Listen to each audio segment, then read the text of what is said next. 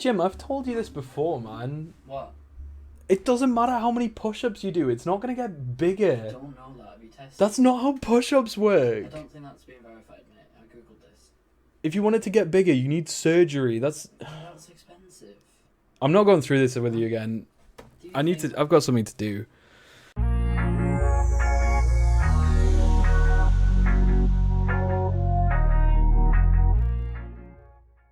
Netflix's new-ish reality dating show, Too Hot to Handle, is a show where a group of sex-obsessed strangers do a lot of absolutely nothing for 8 episodes for the chance of winning some money. So these sexy people are thrown into a luxury resort with each other for 4 weeks to chill out, hang out, and basically just have a relaxing month-long holiday on the pretense that they're making a Netflix show. Now, the premise of the show is that these people aren't allowed to have any kind of sexual contact, even with themselves. And if they break that rule, then money is deducted from the $100,000 prize pool waiting for them at the end. And that's what makes this one different from the other 500,000 reality dating shows out there. That's their unique selling point, is this rule of not being allowed to have any kind of sexual contact whatsoever. And the show uses this rule, or at least it tells us that it's using this rule, to teach these superficial hotties that there's more to life than sex. If they simply abstain from the physical, if they focus more on personality and emotion, then they can form a deeper, more meaningful connection. My purpose is to put the guests on the path towards making deeper and more meaningful connections. Or at least that's what they're claiming to do. And obviously this rule, paired with a bunch of sex addicts, seems like it would make for some really good TV. You might even think that it couldn't get better without putting hidden cameras in a rehab facility and wheeling in a trolley full of alcohol and pills. But it turns out that Too Hot to Handle is one of the most boring, bizarrely orchestrated and tone-confused shows that I've ever seen in my life. It's just straight garbage. Like, it's so bad that I can only imagine the production team just made their decisions by waving a magic 8-ball around. Like, it's so bizarre.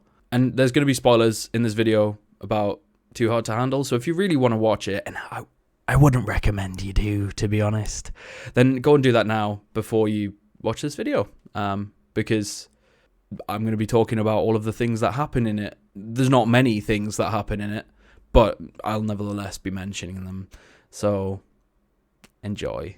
So the show's hosted by this glorified Alexa called Lana, who manages to somehow really impress some of the contestants. Oh my god. Whoa! Are we in Star Trek? Despite literally just being a light up speaker. That's all she is. Psst, Lana's anal spelled backwards.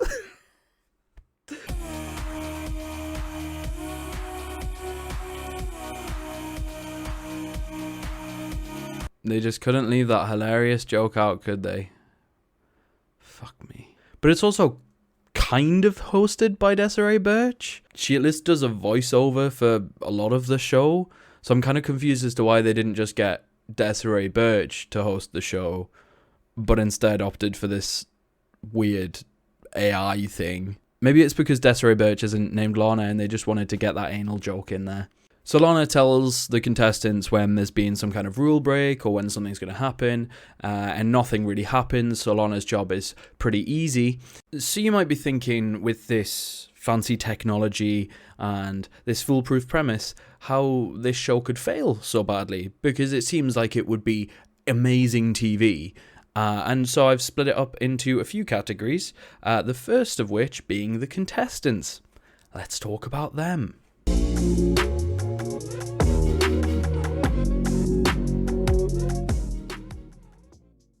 I don't want to be mean or call anyone out unjustly, because after all, these people are still people.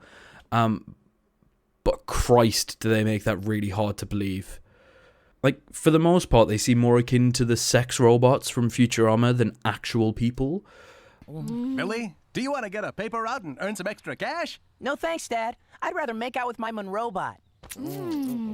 I'm not sure if it's the contestants themselves or that the show doesn't have them do anything for 8 episodes, but they're all the same self-obsessed caricature that you'd find in some teen high school movie, except they don't even have a semi-compelling storyline to help them along. And I'm not kidding when I say all of their personalities are like this. Even Matthew, who originally stands out because he's the only one to come on the show wearing a shirt. I'm not even kidding, that's his defining characteristic. He's also wearing a beanie, which someone unironically thinks might be a religious thing. In this heat, you're wearing a beanie. I think that's strong, mate. Is it like a religious thing, or is This is just... Seriously, that's the only time I laughed during this show. Biggest and best laugh of the show. It's 5 minutes into episode 1. Really easy. If you want to get the best laugh of this show, 5 minutes into episode 1. Easy. Got you. Sorted. Just watch that. That's all. Don't watch the rest. Just watch that bit. But despite Matthew's clothedness, despite the fact he's wearing clothes, he's exactly the same. He goes straight away and says this. I've often joked about like spreading my seed and just kind of rolling the dice of my genetic build with different women and races around the world. To be honest, I kind of forgot that he said this, and now that I'm editing, I've remembered. It's just gross, man. Plus, the amount of child support you'd have to pay. And the fact that these people are just these caricatures with no real personality traits actually makes it really hard to care about them and their relationships that they go through. So anytime something does actually happen, I'm just sitting there thinking, okay, and like, we never learn anything new about any of these people. We don't know their likes, their dislikes, their hobbies, their interests, their jobs. We don't even know what they do for a living. I've watched 8 professionally edited hours of these people, and I still don't know so much as their favourite colour or what they do for work.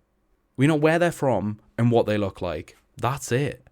And because I don't know anything about them, I'm not invested in the relationships they form. Why would I be? I have no more reason to care about them than I do any random person I also know nothing about in the street. But the irony is, the fact that I don't know anything about them makes it really difficult to distinguish any of them by their personalities, and I ended up just distinguishing them by exactly what they look like, which is ironic because that's the exact opposite of what this show is telling people to do. But there are a few good examples of just how uninteresting these contestants are. When Lana tells them that sex is banned, a few of them actually compare it to a horror movie.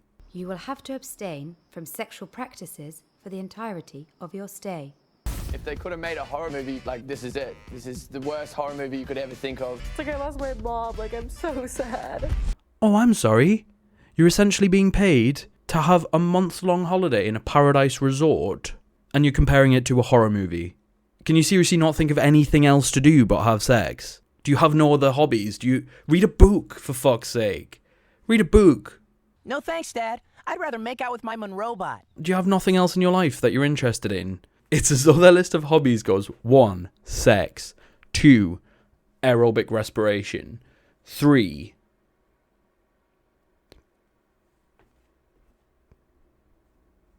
Like, get into jigsaws or something. I don't fucking know.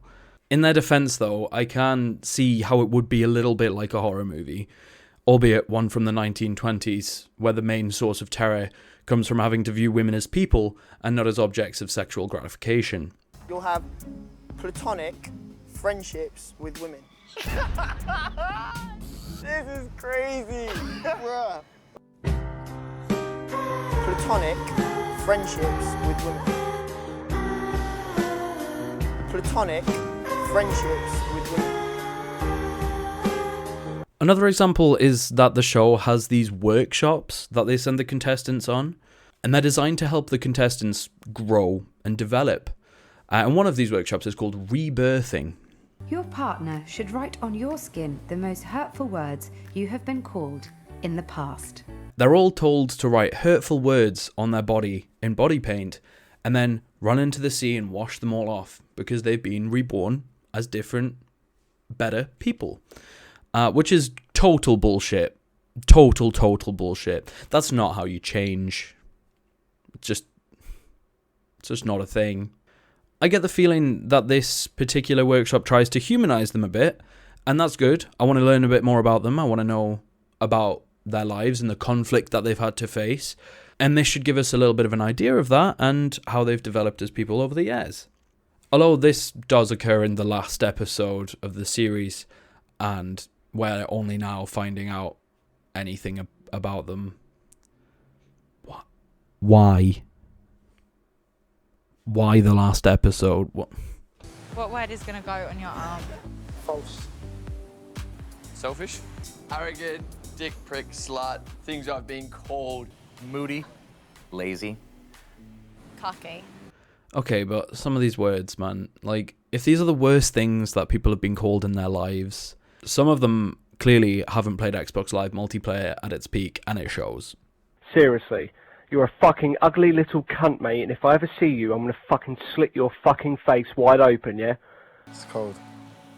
I don't understand how people can be so mean. Right, I'll tell you what, you fat little cunt. You're boring, you don't sound Nigerian at all. And say such horrible things. Like, I would never, say, like, any of these words to anyone. So, go and fuck yourself. Go and fucking crawl in a dirty, dank little hole where you fucking come from, you dirty, dragon-eating little fucking spastic. So yeah, it does get to me a lot. Most of the insults that these people have faced are just actual descriptions of themselves. Like, one of the guys, Harry, has the word arrogant written on him. But the thing about this dude is that he is arrogant. He's always been arrogant. He's arrogant throughout the whole thing. He's arrogant from day 1 to day 8. He does not change. He just is.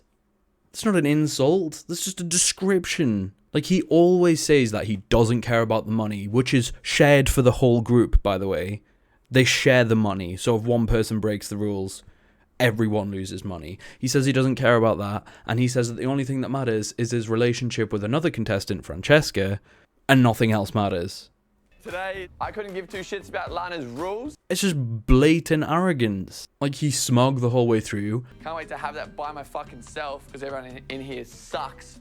Consistently breaks the rules. Acts like he can never do any wrong and never takes any criticism. How does this happen? I had the hottest little senorita, mamacita in the retreat, and now she's with someone that is a lot uglier than me.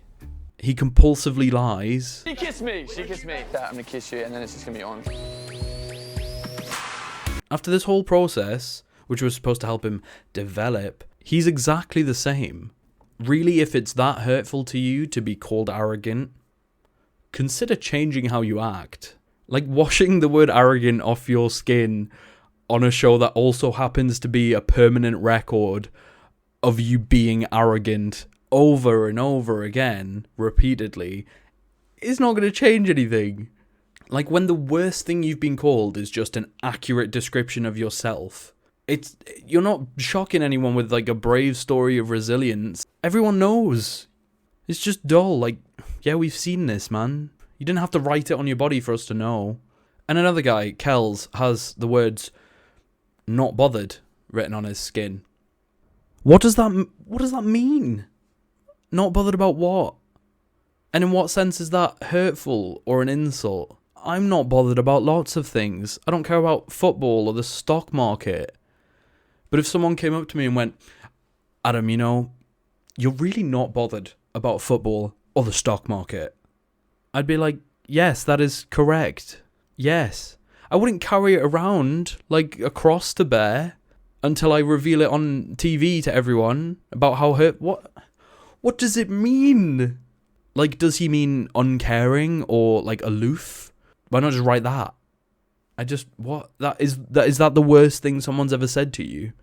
Like, that's not a sign of an interesting life. The words cocky and dick show up on people to very little surprise, because also just accurate descriptions of who they are. But it just shows that even when this show can be bothered to try and tease some personality out of its contestants, it still tells us nothing we don't already know. Which kind of makes me lean towards the fact that it's not really the show's fault, it's just that these people are a tad one-dimensional. And apart from this, there are just some contestants that we just never see.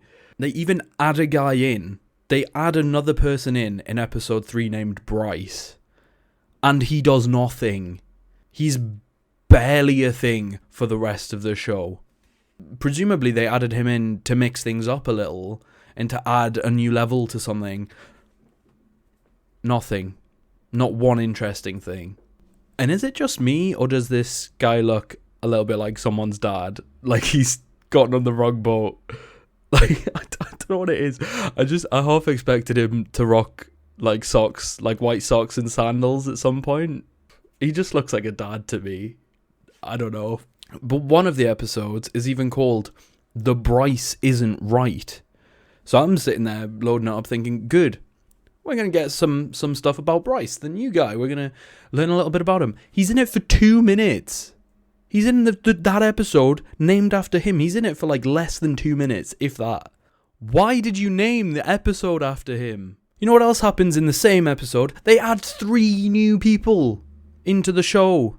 But they named it after Bryce, who was in it for about 40 seconds. Like, why did you think that Bryce was the focal point of this episode? Were the new people so boring? Like, did nothing else happen? Like, you guys realize you have full editing control? Because if not, please tell me. Because I'll cut you some slack if you just didn't realize. Like, one of the big pluses of reality TV is that you don't have to write realistic characters. Because everyone is already a real person. It should all just flow realistically. But Too Hot somehow manages to bring together some of the least compelling individuals in the world, that I have to imagine that there was some disgruntled employee who just cut out all of the interesting stuff. What? And this brings me on to another problem I have with the show, is that nothing actually happens.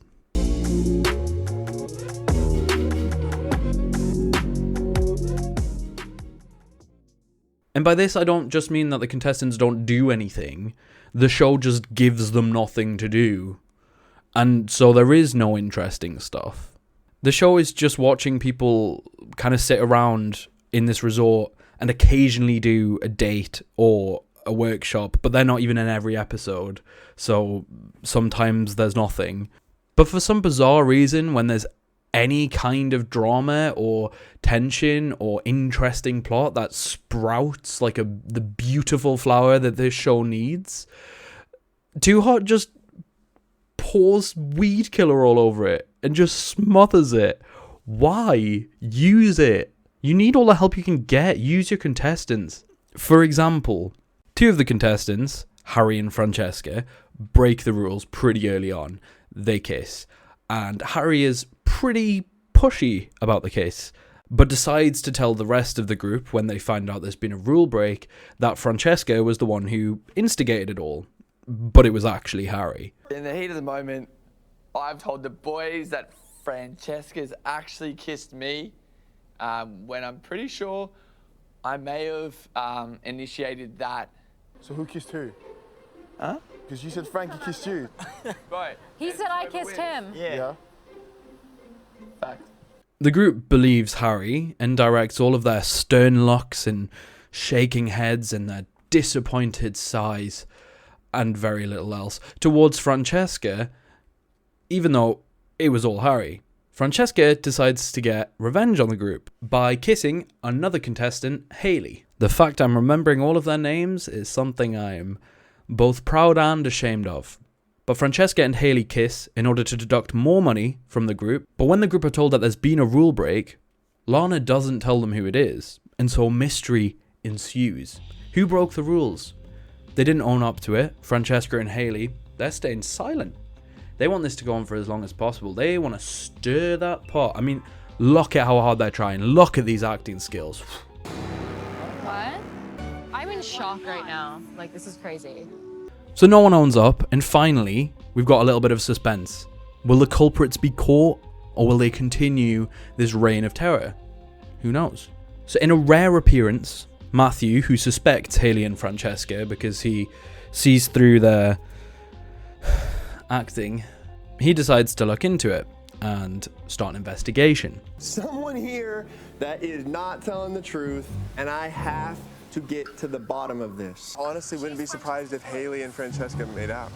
And the show goes as far as to joke along with his detective persona of Detective Matthew on the case. Sheriff Matthew is on the hunt for a pair of frisky felons. And I'm thinking, cool, this could be a good way to introduce some ways for the contestants to interact with each other, and, you know, maybe you give them a couple of tasks, like find out a clue as to who did it by doing this, or maybe tell Haley and Francesca, like, if you keep getting away with it, it might look like the group's losing money, but actually you'll get money back at the end if you get away with it. Like introducing some kind of twist or something for them to do. But I'm thinking, ooh, what's Detective Beanie gonna do to solve this case? Will he keep a watchful eye on his suspects?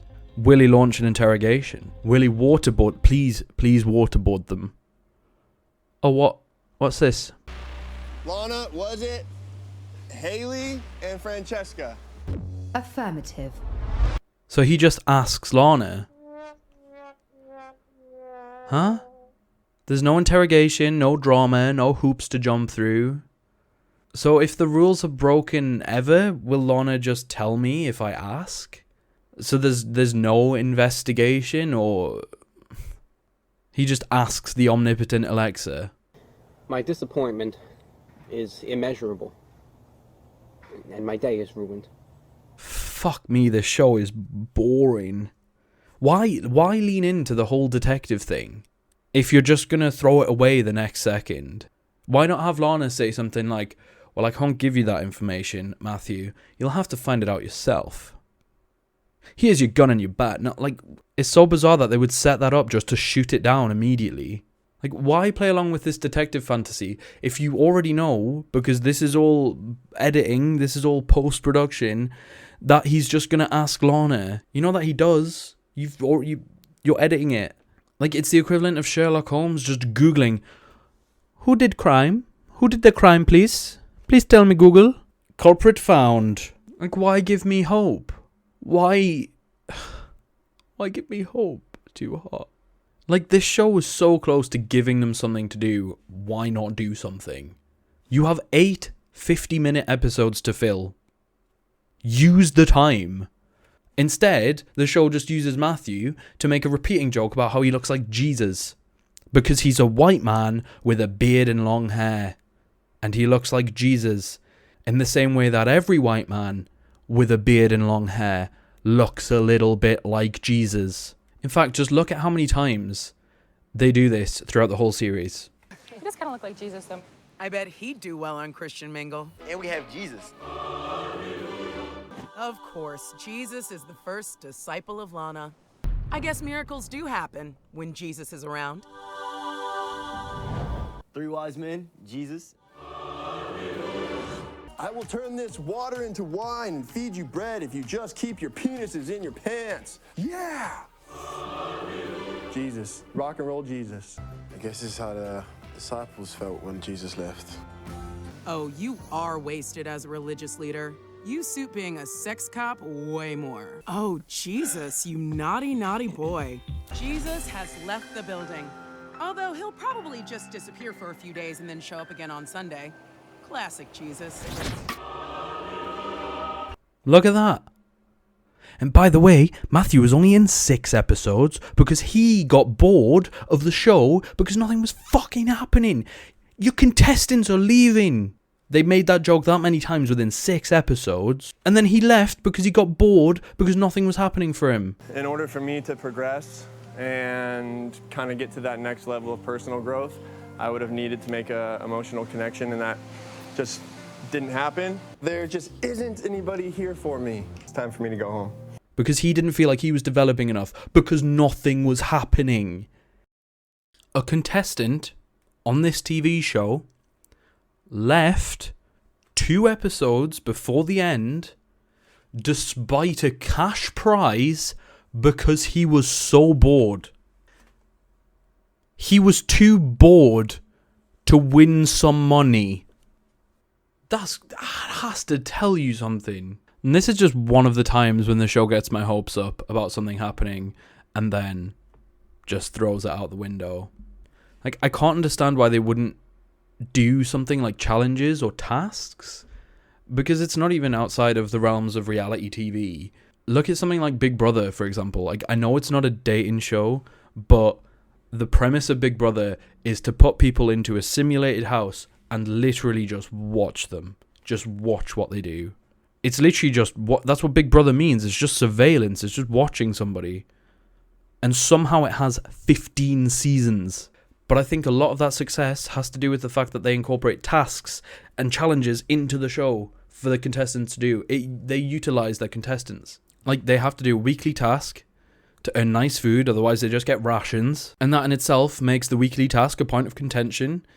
And tensions build, and if they fail, they have to eat rations, so tensions build higher because they want to eat nice food. So even just the inclusion of this opens up the potential for all of these interesting interactions between characters, and it gives the viewer something to watch in that moment. Big Brother uses loads of different types of tasks, including secret tasks, which is exactly what Too Hot could have used with Matthew in the whole detective thing. I understand that Too Hot to Handle is a dating show, and you might be asking, but Adam, Big Brother is a different show with different premises. How could you possibly incorporate tasks like these into a dating show? We don't want them to be starving on rations while they're trying to get with each other. And making them do tasks and challenges in secret isn't going to be conducive to good relationship building, which is the whole point of what Too Hot to Handle is offering. And you're wrong, because a dating show with contestants starving on rations would be excellent TV, but I'm glad I imagined you asking this question, because I've thought about this exact thing. The first point I have is that in this show they all do shit in secret and lie anyway, so it makes no real difference whether or not we add another level to it with the production team. And plus you could add in caveats where it's like, oh, you can tell this one person because you've developed a relationship with them, and then it would test their relationship and how much they trust each other to not tell everyone else and blow the cover. You know, you could work around it. But second, if you don't like all of this secret challenge bullshit, just make it a challenge everyone knows about. If two people seem to be making a connection, rather than sending them on a date that goes nowhere, which is what Too Hot to Handle does, send them on a challenge together. Make them do something together.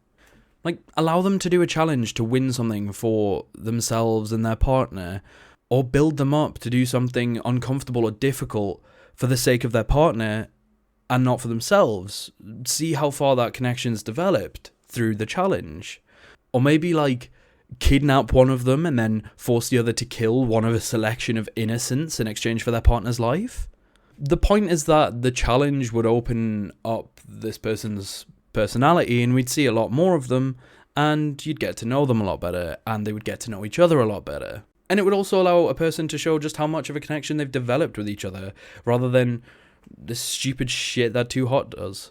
Like, if they're willing to do a challenge to get something for someone else and not for themselves, and that shows just how much they've grown. And that's apparently the whole point of this show, is growth and development. Challenges and tasks would fix almost every single problem that this show has. It would be entertaining to watch, we'd learn about the contestants, and it would manage to keep its unique selling point of this development bullshit that it's pushing. But going back to Matthew's detective fiasco, that's not the only time that this show teases the audience with something to actually entertain them. The next one's even worse. One of the couples, Sharon and Rhonda, earn a night in the private suite, which is a reward for all of the growth and development that they've had together. But in the private suite, the rules still apply, so it's a challenge for them. It's don't have sex with each other, even though you're sleeping in the same bed, right next to each other, in private, with all of this nice shit, and like a tub of condoms or whatever. Think of something sexy, I don't know. Now, Sharon and Rhonda break the rules, but they don't have sex. Because we see previously somebody else has sex, and it costs the group $20,000 of their $100,000 prize pool. Sharon and Rhonda do break the rules, but they only cost the group $16,000. So what did they do? I mean, for one, they've cost the group $16,000, but they don't really care because it's cute. I mean, $16,000 worth of cute. Maybe not that much, but fair dues.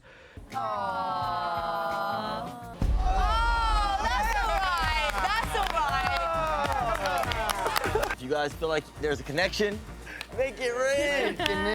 But what did they do for $16,000? I'm genuinely curious. I want to know what the tally system for this game is. So come on, Lana, spill those beans, tell us what is up. The list of offences includes kissing, inappropriate touching of the, constant use of the, in the, not to mention the,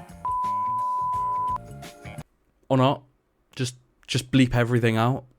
Just bleep every single thing out. Just don't tell the audience anything. Why would we want to even know? You know, for a show called Too Hot to Handle, you're really shying away from the too hot side of it. And I'll have you know that so far, I've been able to handle everything. Like, why not just say what they did? You're on Netflix. This isn't cable TV. You don't need to censor things. Just say it. Like, we do get shots of the other contestants laughing and awkwardly giggling and gawking at what they're being told. But we don't actually know what they are being told. We don't know what they're hearing. It's the entertainment equivalent of someone you don't really know sending you reaction GIFs in response to a group chat that you're not even in. It's so bizarre. Why did they do this? This is what makes me just so... What was the choice? Who made this choice? It's the Magic 8 Ball. Should we tell them what they did? Wouldn't count on it. Censor it all. What? The only thing we do know is that it's not sex because of the price, and also because Sharon tells the rest of the guys. I got to the point where I was just like, I can't have sex with you, and this is why. I was gonna do myself and her a disservice by me fucking her. That's what I'm used to doing at home. I don't want to fuck it up, and I don't want to stop our growth and my growth as a person. Yeah, we didn't have sex because we wanted to develop a more meaningful connection in a non-sexual way. That's not going to fly. You can't spend $16,000 on sexual contact and then say, oh yeah, but we didn't have sex though because we're trying to develop a meaningful connection. You still did $16,000 worth of sexy stuff. Oh yeah, well, we didn't have sex because we wanted to develop the relationship more and develop as people. But yeah, she sucked me off 6 times. Like, everyone acts like it's so wholesome. The whole point of this is to refrain from anything sexual in any way. It's not going to fly that you didn't have penetrative sex, but you still did whatever the $16,000 was worth. And just as a little tangent here, I just want to say that it's very weird that they are essentially paying to do sexy things, right? Like, it is an unexpected consequence of the show's format, but they're exchanging money for sex. Plain and simple. I'm not really sure how else to put it. Also, like, each sexual act clearly has some kind of value tied to it. So, like, a kiss is $3,000. But how do they know exactly what thing is worth what? How are they deciding this? What is their logic for it? Like, do they have a focus group that they ask? Like, just a bunch of sex workers around a table? Like, yes, okay. So a kiss, $3,000? Yep, that seems fair. Okay, brilliant. Now, what is the consensus on a rusty trombone? Like, you don't know how extreme or creative these people are going to get. So, like, how long is their list of sexy things? I feel like the values are a little bit mixed up too, because sex is $20,000. Okay, that means you could kiss around about 7 times for approximately the same price. Is sex worth 7 kisses? Is that equivalent? Is sex equivalent to 7 kisses? I feel like that's understating it a bit. I feel like sex has been hard done by there. Oh god, it gets worse when you realise that for the price of 9 kisses, you could go to university and get a degree. If my professors had told me that, maybe I wouldn't be in so much student debt. Also, how do you determine the end of an action? Like, if I lie down for a couple of minutes during sex, is that sex over and then wait a second bout of sex? Is that $40,000? Have I just lain down for 2 minutes for $40,000? If I go to grab a glass of water, is that a break, or is that a pause? And also, like, can you get a package deal? Because I imagine during sex they're gonna kiss quite a bit. So, like, is that included in the 20,000? So if you're gonna kiss, it's better to save it for sex. it makes like it's a better deal, and you make a saving. There's so many questions left unanswered, and that's before we get to the fact that there are poor people who had to watch. Someone had to watch the footage back of these people doing sexy things and make a note of each individual action in order to charge these people the right amount. Like, that wasn't Lana, that wasn't an AI. I mean, maybe nah, we're not that far yet. Science hasn't gone that far yet. That was a person. Like, that poor soul, or souls, went through scene by scene and compiled a list of every single act that those people did, and they ended up censored in the final cut anyway. Those poor people, those poor people. God, their sacrifice was in vain. Like, they honestly could have just made it up and charged them however much we like, and the audience would not have questioned it. We would have just been like, okay, yes. They had a pillow fight. Like, just make something up. If you're not going to tell us at all, just make something up. But at least it explains now why they got an AI to host the show, because it would have been weird if it was like a human host just listing off what are essentially just Pornhub categories. just everyone. Like, just Ant and Dec, like, you did this? That was you? You disgusting pig. I mean, that would have been very uncomfortable, but also potentially very entertaining, which is more likely the reason it was left out of this particular show. But anyway, tangent aside, back to the show being all about nothing. Something Too Hot does have its contestants do is go on dates. If it looks like two people are getting along, Lana will arrange a date for them. Sometimes. All but one of the times. There's an exception, but we'll get to that later, because it's important. I mean, in the scheme of this reality TV dating show, it's important. But basically, rather than these people just nutting up and having the courage to ask each other out, they have to get their robot pal to be like, "Excuse me, my mate fancies you. Will you go out with them?" I have arranged for you to have a date with David. But anyway, these dates are somewhat a staple of the show, and they're supposed to get people one-on-one to develop their romance and develop their relationship with one another in a meaningful way. Sounds good so far. But they're really nothingy. They're just not a thing. Like, for example, the first date of the show between Chloe and David. For the duration of the date, or at least what the audience sees, neither one of them actually asks any questions about one another.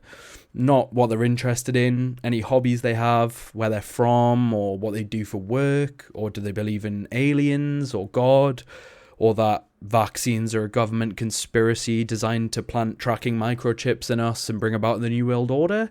Nothing like that. None of that. They just sit and sexualize each other in ways that don't technically break the rules, like eating strawberries out of each other's mouths. Is this turning you on? Eye contact. A finger suck?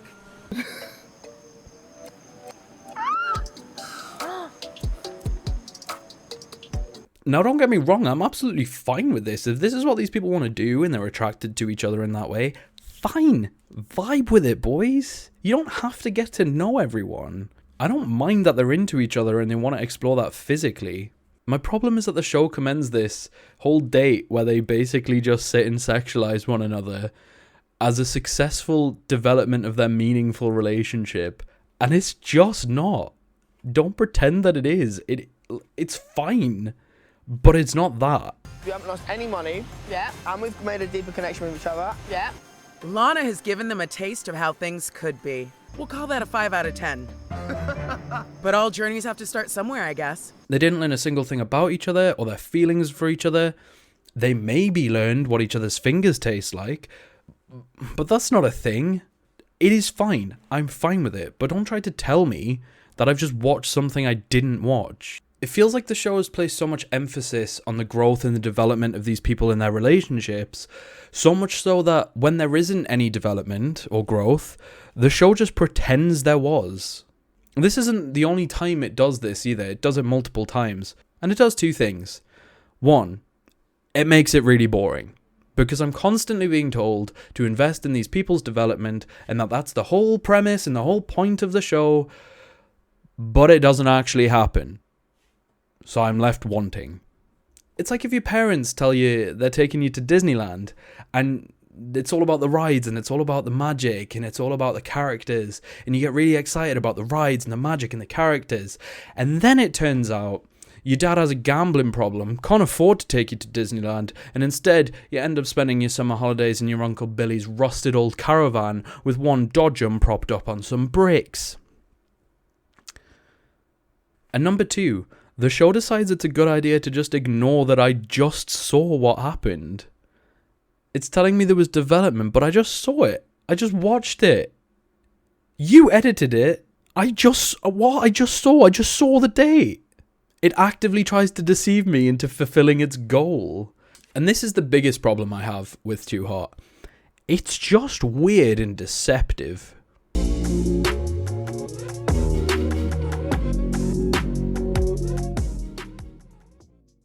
When I watched it, there was times when I felt like I was being gaslighted. Like I would watch a scene and the show would be like, and this is what this scene was. And I'll just be like, but no, it wasn't. That's not Disneyland, Dad. That's Uncle Billy's caravan. Who are you trying to bullshit?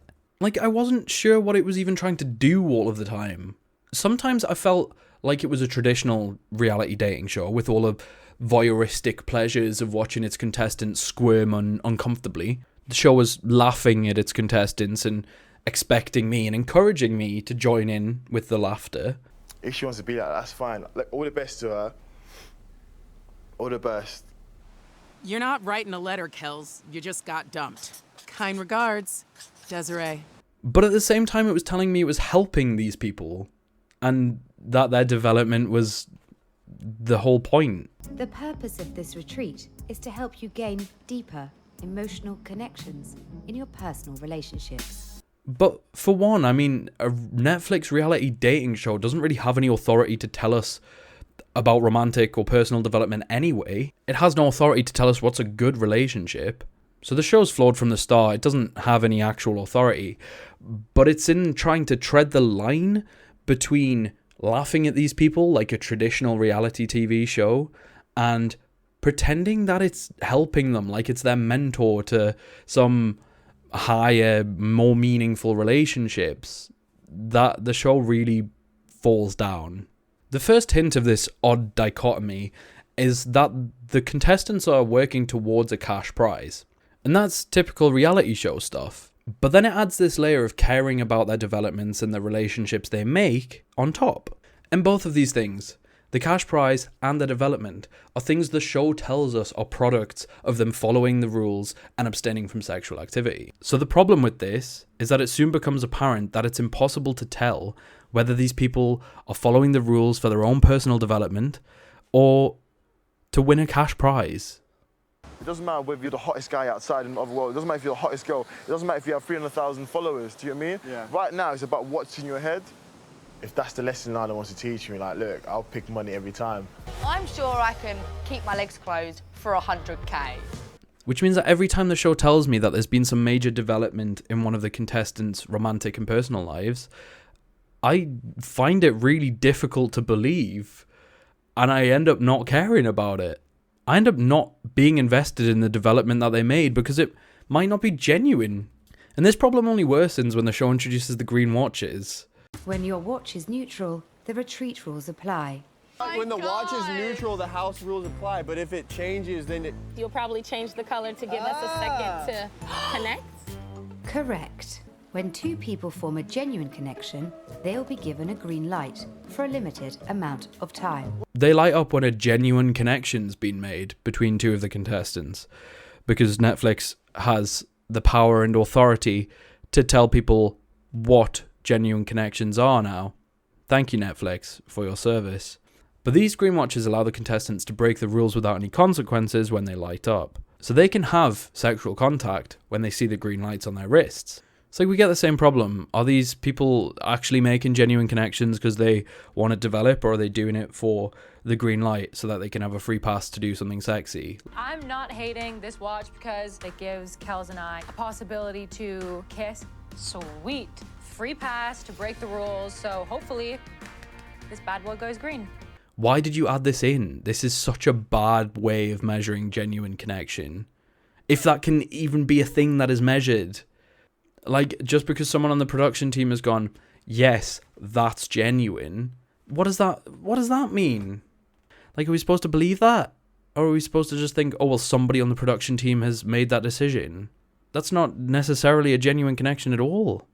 Why are production teams on Netflix telling me what a genuine connection is? What? I'm having a beer. I need another beer. Jim, beer me. I hate this show so much. But basically, now the waters are muddied even more because there's 3 reasons to follow the rules. But how is this genuine growth? How can we know? Why should we care about this growth if it's not genuine? And how do we know if it's genuine if there's all of these other variables flying around? I ain't saying that they're gold diggers, but they ain't messing with trying to grow bigger.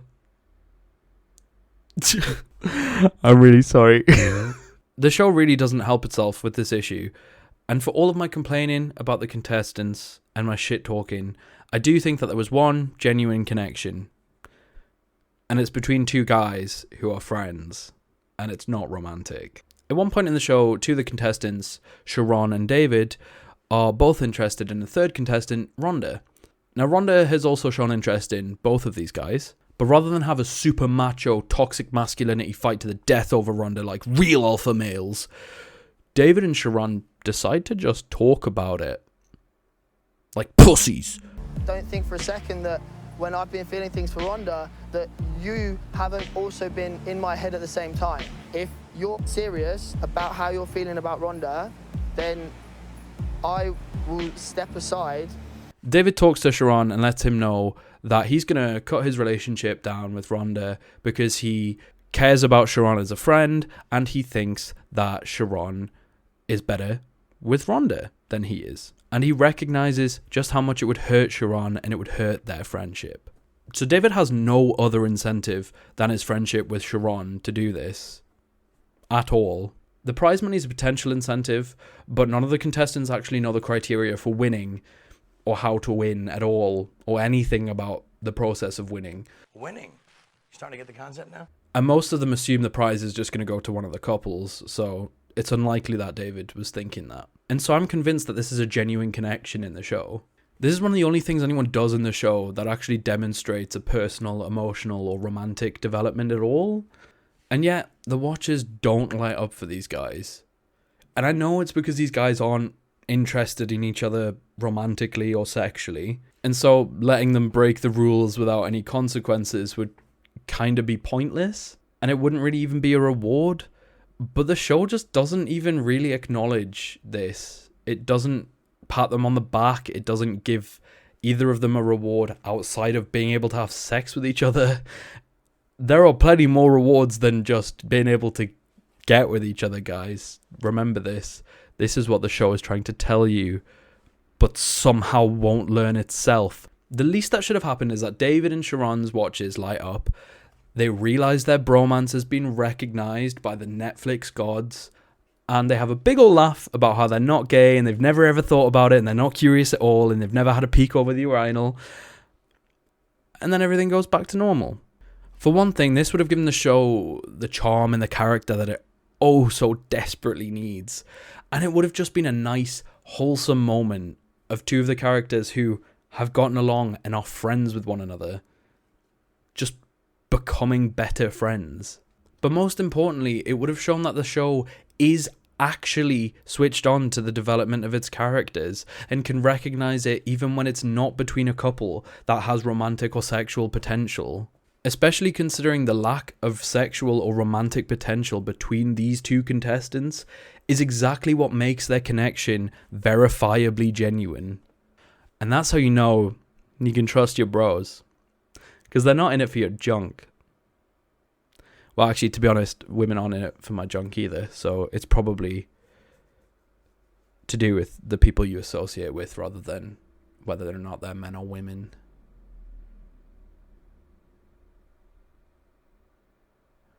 Is my junk bad? I personally think David should have gotten some kind of special reward for this. Or at least, like, Lana could have given him a shout out. But he didn't get anything at all. It makes me feel like the show only wants to call something development or genuine when it's good for their own purposes. And we've already seen how these connections and developments might not even be genuine, but at times they're even demonstrably false. Consider this actual green light instance between Harry and Francesca, the show's golden couple. These two get a green light after their whole drama is dragged out for 5 episodes without anything actually really happening. Harry and Francesca have this reunion in which Harry says he wants Francesca's full commitment and to not mess around with other guys. Francesca agrees, and Harry says he doesn't want to break the rules because he wants to develop that relationship more. I don't want to break the rules. This is fucking bullshit. And this reunion prompts a green light to appear. For them, they get to break the rules, and it's telling the audience that this is a genuine connection. Behold the fucking phone. Or the watch. Hold the watch. Big lesson from today was leave everything Yeah, in that's the what, past. I mean, obviously I'm doing that. Just because, yeah. Because yeah. Because I'm here. Asking for you back. Yeah, Dad. Because even though the music and the editing in this part is telling us that these guys are the Romeo and Juliet of the show, and that this is a heartwarming reunion of two lovers led astray who somehow managed to find their way back to one another in this incredibly small resort of about 10 people, let us remember just what their history is. Their first and only romantic interaction, their kiss, was immediately followed by Harry lying and manipulating the entire group into believing that Francesca instigated it. You kissed me, I didn't kiss you. You said, why don't we just go fuck now because money doesn't matter. That didn't happen. That happened. The thing that bothers me the most isn't the fact that he didn't admit to the group that he initiated it.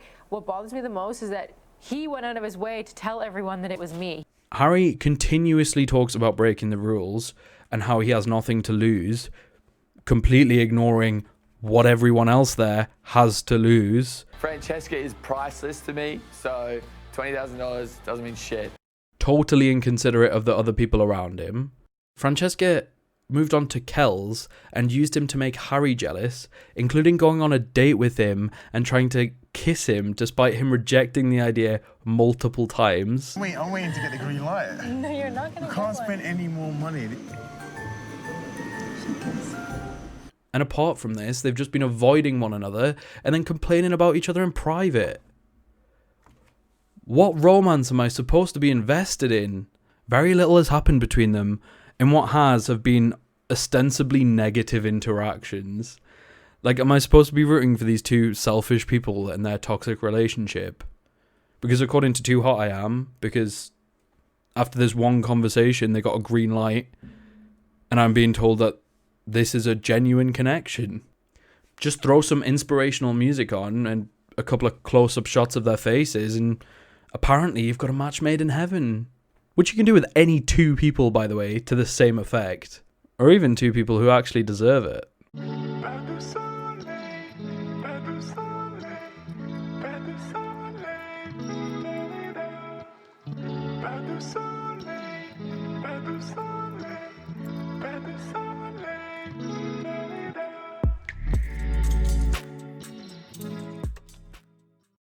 But then, after getting the green light for all their growth and wanting to play by the rules and develop their relationship, they use up their free rule break from their green lights on a kiss, they get a night in the private suite, and then, can you guess what happens?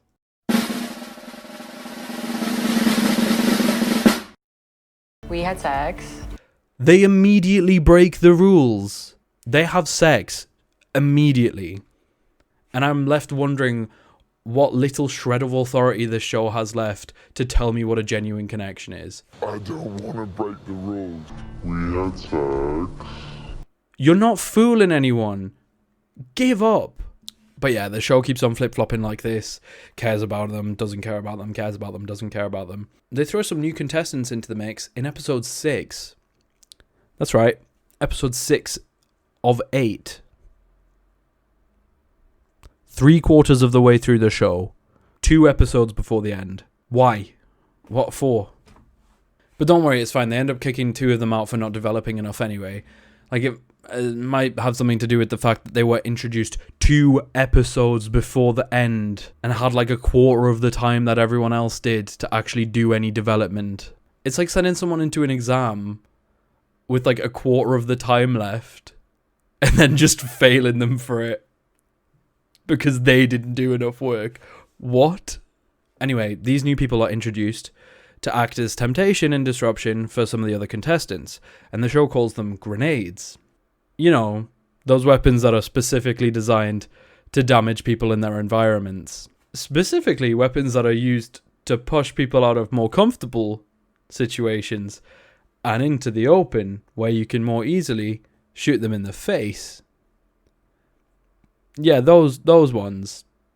God, I wish someone would shoot me in the face. That's what these new contestants are called, but don't worry, because Too Hot still cares about these people. It still cares about helping the contestants. It just cares about them in the way that throwing a live grenade at someone is caring about them. One of the grenades, named Corey, takes an interest in Francesca. And the show even goes as far as to allow Corey to choose who he wants to go on a date with. This is the only time a person has been able to choose their own date. Every other one has been dictated by Lana, because 2 people have been getting on with each other. And dates had previously only been given to those people who were showing an interest in each other. So why make an exception with Corey? Well, I'm a bit of a cynic, but if I had to guess, Corey's allowed to choose his date because the show doesn't want to hold itself accountable for sending him on a date with Francesca, because Francesca is with Harry and directly interfering with that relationship would show that the show doesn't actually care about its contestants' development at all. But they still want the entertainment that comes with that interference. Make it Corey's decision and it's out of their hands, nothing to do with them. But not really, because they know he'll choose Francesca. That's why they give him the opportunity to choose. It's a bit like when you make the other person choose where to go for dinner, and they choose Nando's again, and you act a little bit disappointed, but that's actually where you wanted to go all along. But you didn't want to say that out loud, because then you wouldn't be able to maintain your cool fringe persona. This is a specific decision by the production team to subtly get their hands in and interfere and allow Corey to disrupt Harry and Francesca's relationship right after they told us that their relationship had developed and it was something worth caring about. As much as the show tells you over and over and over again that it cares, it doesn't. As much as it tells you over and over again that it has a moral lesson to teach, it doesn't. And as much as it tells you over and over again that it's an authority on relationships, it isn't. It's not taking you to Disneyland. It's taking you to Uncle Billy's rusty old caravan. It's happy to throw its own golden couple under the bus for the sake of some cheap reality drama. And this is the issue. I guess Corey and the rest of the grenades would have been an understandable addition in a show that's honest and unabashed about wanting to be some voyeuristic entertainment about watching wannabe celebrities squirm. But in a show that claims some moral authority and pretends to be aiding these wannabe reality stars to become better individuals with better relationships, grenades aren't an understandable addition. They're questionable and they're just outright deceptive. Too Hot is always trying to tell me that it cares, but then it shows me that it doesn't. The tone just got a whole lot more serious in this video. It's almost as tone confused as Too Hot itself. But the thing is, it's not impossible to have the kind of dichotomy that Too Hot wants to have. And I've kind of already mentioned the painfully obvious solution. It's possible and common for reality shows to derive entertainment from the awkwardness and uncomfortableness of its participants while still maintaining, at least somewhat, that it cares about them. I want to go into a comparison. Take The Undateables. It's a British show about disabled people going on dates and trying to find a romantic connection. The Undateables follows some people for years. For some people, it documents their first steps into the dating world in their romantic lives, all the way to them getting married It actively follows the development of these people, and you see them change and you see them grow and you learn about them. Not one of them is an empty shell. They're all personalities. The point is, the Undateables seems to care about these people. But despite this, it's really entertaining to watch, and usually at their expense. It is undoubtedly entertaining in a voyeuristic sense to watch these people mess up on a date and make it really awkward. Or to just not really get along with their date at all and have nothing to talk about. Or just sit there in awkward silence because they're so nervous. Or just for them to say something totally out of the blue. You're partly Russian. Yeah. Were you in Chernobyl? It's equally sad though when a date is cancelled or a relationship ends. The Undateables cares for its characters, and that makes us care too. But it's not afraid to poke fun at their expense every now and again. The difference between The Undateables and Too Hot to Handle is that The Undateables films a date. It films a real life date, and whatever happens, happens. If it's funny, it's funny. If it's awkward, it's awkward. If it's cringy, it's cringy. Oh dear, Richard. Too Hot doesn't do that. Too Hot deliberately manufactures uncomfortable situations for its contestants to be in, and then asks us to laugh at them. Things like grenades, or Corey being able to choose his date, or pretending that development happened when we've just seen that it didn't. These are all manufactured things that Too Hot is trying to force onto its contestants and its audience. They're not natural extensions of anything we've seen or anything the contestants have done. They're all deliberate, thought-out decisions made by a production team for the sole purpose of entertaining an audience. When you watch The Undateables, you don't ask, why did that happen? Because what happened is a clear extension of something we've already seen or something a character has done. It's not solely about our entertainment, at least not overtly. It's first and foremost about helping people, and the entertainment comes as part of that. In Too Hot, as soon as you ask, why did that happen? You realise it happened because the production team demanded it did. No one in The Undateables is laughed at or poked fun at for a situation that the show forces them into. Sure, there's some editing for dramatic effect here and there, but all of the footage is of real people on real dates that really happened. And this makes The Undateables feel sincere in its claim to be aiding these people to find love, but also feel justified in its ability to poke fun at them every now and again. It's because they haven't forced anything. Too Hot doesn't feel sincere. Nothing is natural and everything feels forced. I'm not enjoying Harry and Francesca's reunion because they feel really good together and they're two people who I like and I've gotten to know, because none of that's true. The show's trying to force me to enjoy it by using uplifting music and close-up shots of their face and giving them green lights. But I don't care about them. Don't force me. Don't force me to. They don't even deserve the green lights. Justice for David and Sharon. Justice for Shavid. Or Daron. Justice for Daron. Sharvid. Obviously, The Undateables and Too Hot are two very different shows. But I do think there's kind of a middle ground there that would work. Too Hot couldn't just get away with filming and showing us the footage because it's not set in people's actual lives. It's set in this resort with real people, but it's not in their actual lives. It's a kind of controlled reality. The chaos that comes with real life just isn't there because it's not real life. Too Hot's going to have a little nudge just to get the ball rolling because of the kind of show that it is. But this is where the solution that I've already mentioned comes in. Just give them stuff to do. Just give them tasks or challenges. Let us see how they react with conflict. With conflict with each other, in conflict with a common issue. Let us see how they deal with that. They don't have to be real tasks like dates in real life that The Undateables gives us. They could create some of the wackiest, most unrealistic challenges ever. Like, for example, sending them skydiving, but only giving one of them a parachute.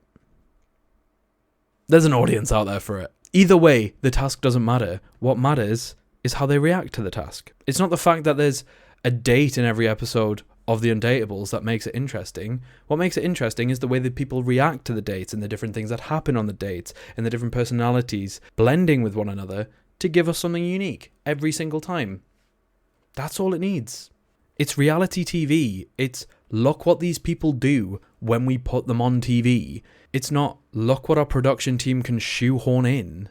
And the final thing I have to say about Too Hot is that the message is just bad. It's just outdated and wrong. And so even if it had the authority to teach it, which it doesn't, or that it was actually any good at teaching it, it would still be a giant steaming pile of turd that nobody should ever watch.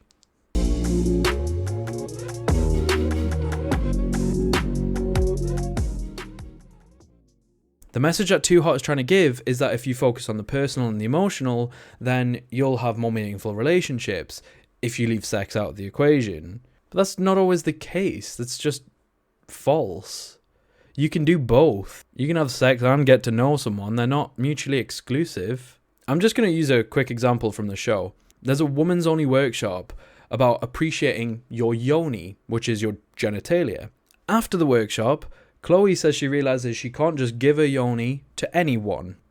It has to be reserved for people who deserve it. I can't just give my yoni to anyone. Finally! They have to earn my yoni. And the show agrees with it, saying that that's the lesson it's been trying to tell Chloe from the start. But that's just bullshit. The message shouldn't be that your genitalia are some sacred thing that need to be preserved. The message should be that your genitalia are yours, and it's totally up to you to do with them what you want, so long as everyone else is consenting. I went to a Catholic boys' school, and I half expected them to pop up as a sponsor because of the amount of abstinence preaching in this show. If Chloe wants to give her yoni to somebody who doesn't deserve it, that is Chloe's prerogative, not Netflix's, and certainly not Mr. Mulhoney's, head of RE, dickhead. Abstinence isn't some magical route to connecting with people. For some people it's great, and for other people it's not great. It's not one size fits all. So long as everyone's consenting and happy, there's nothing wrong with sex. Do it to your heart's content. And if your heart's content is not at all, that's fine too. But even worse, Too Hot preaches this abstinence, respect your yoni vibe, while just outright ignoring and sometimes using some of the sexist shit that these guys spout in the show. When Bryce first joins, he says that he could do a lot of damage. Man, I could do a lot of serious damage here.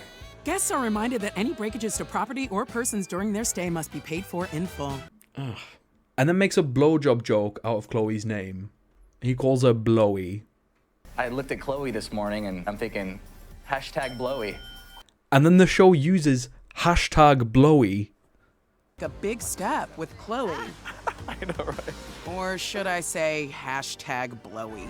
It feels so sickeningly hypocritical for the show in one condescending breath to tell Chloe that respect for her sexuality is everything it's been trying to teach her, and then in another jovially shrug off a name that synonymizes her with blowjobs, and then use the hashtag. What an astonishing lack of self-awareness. Were they even pretending to give a shit? It's like someone trying to teach you table manners while they're squatting over your plate doing a massive shit while their cock just rests lightly against your forehead. Look, I'm nearly done, but just please do not listen to this god-awful Netflix show to teach you what to do with your junk. It's condescending and it's downright boring. Watch something else and don't spend 4 weeks procrastinating and thinking about it like I did. My final verdict about Too Hot to Handle is that it tries its best to tell us it's about making genuine connections between its contestants, but it fails to make a genuine connection with its audience.